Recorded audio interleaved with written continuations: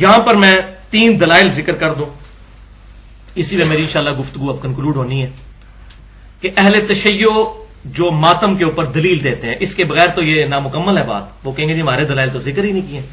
تو جب تک اس کا ذکر نہ کیا جائے، اور آپ حیران ہوں گے کہ کس طریقے سے دھوکہ بازی دی جاتی ہے علماء کی طرف سے، عوام بیچاری معصوم ہے اس معاملے میں. پہلی دلیل دیتے ہیں جناب قرآن پاک سے ماتم کی. آپ حیران ہوں گے قرآن میں ماتم کہاں سے آ گیا. یہ دیکھ سنیں آپ، سورہ الذاریات آیت نمبر 29 کہ سیدنا ابراہیم علیہ السلام کو فرشتوں نے بشارت دی سیدنا اسحاق کی کہ آپ کی یہ جو بوڑھی بانجھ بیوی ہے 80+ جس کی عمر ہو چکی ہے، حضرت سارہ، ان کے گھر اولاد ہوگی حضرت اسحاق علیہ السلام. اس کا ذکر آیا سورہ الذاریات میں آیت نمبر 29.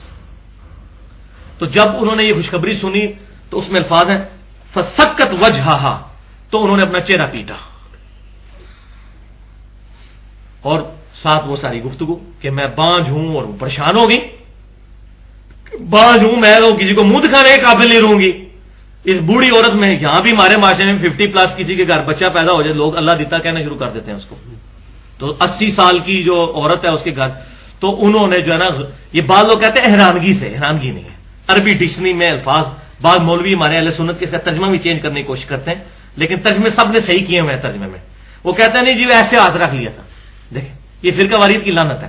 حالانکہ فسکت آپ القاموس ڈکشنری اٹھائے اس میں ہوتا ہے پیٹنا، غم سے پیٹنا. تو انہوں نے چہرہ ایسے پیٹا، لیکن اس میں یہ نہیں کہ پیٹنا شروع کر دیا، بس ایک بار انہوں نے ایسے کیا. دیکھو شریعت کا حصہ بن گیا. یہ ان کا ذاتی عمل ہے، کسی پیغمبر کا بھی عمل نہیں، یہ پیغمبر کی بیوی کا عمل ہے. صحیح بھی ہو سکتا ہے، غلط بھی ہو سکتا ہے. اس کو دین کے طور پر اڈاپٹ کیا گیا. اس وقت ان کی حالت ہوئی، یہ بعض کا غم میں کسی بندے کے ساتھ ہو گیا. بعد میں کئی ایک معاملات صحابہ کے ساتھ بھی ہوئے وقتی طور پر، ان کی زبان سے کلمات نکل گئے. بعد میں جب توجہ دلائی گئی اور پھر توجہ یہاں بھی اگلی آیت نہیں پڑھتے، فرشتوں نے کہا کہ یہ آپ جو کچھ کر رہی ہیں اللہ تبارک و تعالیٰ کی طرف سے یہ بشارت ہے، ٹینشن لینے کی ضرورت نہیں ہے.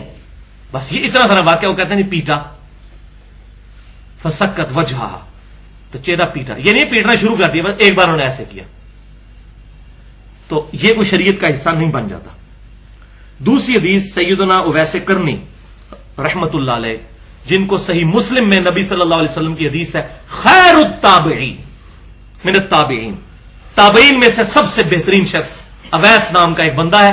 اگر تم اسے ملو تو اس سے دعا کروانا اپنے حق میں. یہ صحیح مسلم میں حدیث ہے. اویس کرنی تابعی تھے،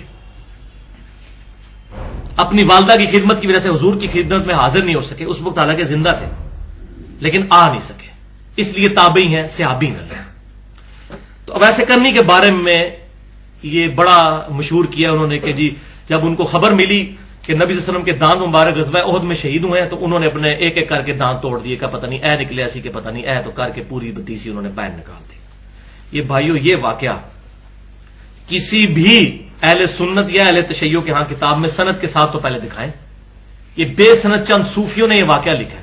اور صوفیوں میں جو اہل علم ہے جیسے علی بن عثمان اجویری ہیں، عالم تھے، کشف المحجوب میں ویسے کرنی پہ باب بند ہے. سب سے پہلے یہ واقعہ لانا چاہیے تھا. انہوں نے ذکر تک نہیں کیا اس واقعے کا. تو وہ پتا ان کو بھی تھا یہ سن سنا کے سننی والی بات ہے، نہیں کیا انہوں نے ذکر. اب ایسے کرنی میں یہ والا واقعہ یہ بالکل بے سند سن سنا کے سننی والا واقعہ ہے، پڑھ پڑھا کے نہیں. یہ سب جھوٹا واقعہ ہے. سیدنا ویسے کرنی رحمت اللہ علیہ تابعی ہیں، ہم مانتے ہیں، اور یہ وہی تابعی ہیں جو جنگ صفین میں مولا علی رضی اللہ تعالیٰ عنہ کی طرف سے حضرت معاویہ رضی اللہ تعالیٰ عنہ کے خلاف لڑتے ہوئے شہید ہوئے. حضرت علی کے پکے حامی تھے، حضرت علی کے ماننے والے تھے. جنگ صفین میں ان کی شہادت ہوئی.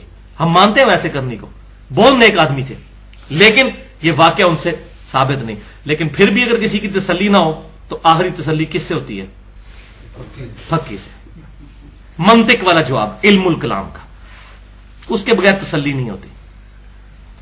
اور وہ پھکی یہ ہے کہ بخاری اور مسلم کی متفق علیہ حدیث ہے کہ سہل بن سعد کہتے ہیں، اور سہل بن سعد جو ہیں وہ مولا علی کے بڑے ماننے والے تھے. یہ وہی صحابی ہیں جن کے بارے میں بخاری مسلم کی میں نے وہ حدیث بیان کی تھی کہ ان کو ممبر پہ بلا کے کہا گیا کہ علی پر لعنت کرو، مروان کی اولاد نے، بنو امیہ نے. بخاری مسلم فضائل علی کا چیپٹر کھول لیں. تو انہوں نے کہہ مارا، انہوں نے کہا کہ آپ کہہ دو ابو تراب پہ لعنت. انہوں نے کہا ابو تراب نام پتہ ہی نہیں تمہیں کس نے رکھا ہوا ہے. اے مولا علی تو بڑا خوش ہوتے تھے اس نام سے. پھر انہوں نے پورا واقعہ سنایا. ابو طلحہ یہ وہ ہیں بڑا محب, اور یہ شروع کے مسلمانوں میں سے ہیں, بدری سے صحابی ہیں, اس سے پہلے کے یعنی کہ شروع کے جو مسلمان ہیں مکی دور میں, ان میں سے سہل بن سعد. اور یہ الحمدللہ یہ وہی صحابی ہیں جن سے بخاری میں حدیث ہے کہ حضور ہمیں حکم دیتے تھے ہم نماز میں دائیں ہاتھ بائیں زرہ پہ رکھیں ایسے. یہ سہل بن سعد وہ صحابی ہیں پکے محب اہل بیت. تو بنو امیہ ہی کے دور میں انہوں نے حدیث بیان کی. وہ مجھے سمجھ نہیں آتی تھی کہ یہ 7 قسمیں کیوں اٹھاتے ہیں. وہ تو بعد میں پتا چلا نا کہ علی کے فضائل بیان کرنا جو ہے جرم سمجھا جاتا تھا. سہل بن سعد بخاری اور مسلم دونوں میں موجود ہے. غزوہ احد کا چیپٹر نکالیں. سہل بن سعد کہتے ہیں اللہ کی قسم میں جانتا ہوں کہ رسول اللہ کو جب زخم لگا اور آپ کے دانت شہید ہوئے تو کون تھا جو رسول اللہ کے زخم پر پانی ڈال رہا تھا اور کون تھا جو حضور کا زخم دھو رہا تھا. اللہ کی قسم علی مولا علی جو تھے وہ نبی صلی اللہ علیہ وسلم کا زخم مبارک دھو رہے تھے اور حضرت فاطمہ اس کو صاف کر رہی تھی اور خون رکتا نہیں تھا. تو حضرت فاطمہ نے ایک چٹائی جلا کر اس کی راکھ اس پہ رکھی تو خون رک گیا. مولا علی اور سیدہ فاطمہ, کیونکہ کئی صحابہ اس جنگ میں بھاگ گئے تھے. وہ تو بالکل واضح ہے, صحیح بخاری میں موجود ہے. 12 بندے حضور کے ساتھ رہ گئے تھے. حضرت ابوبکر عمر ساتھ ہی تھے. یہ بھی جھوٹ شیعہ بولتے ہیں کہ وہ بھاگ گئے تھے, نہیں. حضرت عثمان بھاگے تھے, وہ بخاری میں موجود ہے. وہ قرآن پاک میں آ گیا ہم نے ان کو معاف کر دیا. وَلَقَدْ عَفَا عَنْكُمْ اللہ تمہیں بے شک معاف کر چکا. سورہ آل عمران. اب یہ 1400 سال بعد کسی کو حضرت عثمان غنی پر لان تان کر کے اپنی آخرت برباد نہیں کرنی چاہیے. وہ لاتی ایسے بن گئے تھے اس وقت. لیکن مولا علی نبی صلی اللہ علیہ وسلم کے ساتھ زخم دھورے, بخاری اور مسلم کے الفاظ ہیں. تو آپ مجھے بتائیں جس نے وہ دانت ٹوٹتے ہوئے دیکھے ہیں اور سیدہ فاطمہ جو مرم لگا رہی ہیں انہوں نے اپنے دانت کیوں نہیں توڑے؟ یہ ہے پھکی. کیا مولا علی سے بڑھ کر ویسے کرنی کو رسول اللہ سے محبت تھی؟ مولا علی کے غلاموں کے غلام ہیں حضرت ویسے کرنی, اور مرتبے میں تو آپ بات ہی نہ کریں, کوئی جوڑ ہی نہیں ہے. تو سیدنا علی جنہوں نے لائیو منظر دیکھا تھا حضور کے دانت ٹوٹنے کا, ان کو تو اسی ٹائم ایک پتھر لے کے اپنے دانت توڑ دے. تو کسی ضعیف سند سے بھی دکھا دیں, چلیں اس میں تو ہم صحیح سند مانتے ہی نہیں. ضعیف سند کیا کو واقعی جھوٹا ہی واقعہ دکھا دیں کسی کتاب میں کہ سیدنا علی نے یا سیدہ فاطمہ نے اپنے دانت توڑے ہوں کہ ہاں حضور کے دانت ٹوٹے تھے تو ہم بھی اپنے دانت توڑ دیں, نکالیں. یہ ہے علمی جواب. تو ہم مولا علی کے ماننے والے حضرت ویسے کرنی سے کوئی ایسی بات ثابت نہیں, اور بالفرض اگر ثابت بھی ہوتی ہمارے لیے کوئی حجت نہیں ہے. ویسے تو ہے ہی جھوٹ ہے, کیونکہ سیدنا علی جنہوں نے وہ لائیو منظر دیکھا ہے معاذ اللہ, ان سے بڑھ کر محبت تھی کسی کو؟ جہاں اتنے بڑے بڑے صحابہ بھی جو ہے غزوہ احد میں دہشت کی وجہ سے بھاگ گئے اور سیدنا علی حضور کے ساتھ رہے. یہ بخاری مسلم کے الفاظ ہیں. اور حضور کے زخموں میں ظاہر ہے. اور اس میں ایک تلخ جملہ بولوں گا بھائیو, اولاد اولاد ہی ہوتی ہے. حضرت علی کو حضور نے بچوں کی طرح بچپن سے پالا. جو حضرت علی کی ایفیلیشن تھی نا حضور کے ساتھ, وہ کسی اور کی ہو بھی نہیں سکتی تھی. یہ نیچرل بات ہے. مجھے اپنے باپ کا جتنا درد ہو سکتا ہے نا, وہ خونی رشتے کے اعتبار سے بھی وہ ایک قریب. صحیح بخاری اٹھا کے دیکھ لیں, حضور صلی اللہ علیہ وسلم کے جسم مبارک پہ اوجڑی رکھ دی گئی ہے. ابن مسعود کہہ رہے ہیں ہم دیکھ رہے ہیں, لیکن کسی کی ہمت نہیں جا کے اوجڑی وہ اٹھائے. لوگوں نے جا کے حضرت فاطمہ کو بتایا, حضرت فاطمہ گھر سے آئی اور انہوں نے نبی صلی اللہ علیہ وسلم کی گردن مبارک سے اوجڑی اتاری. اولاد اولاد ہی ہوتی ہے. حضرت علی اور حضرت فاطمہ والا سٹیٹس کسی کا بھی نہیں ہو سکتا. اسی لیے تو حضور کہتے تھے میں اہل بیت کے معاملے میں تمہیں اللہ سے ڈراتا ہوں.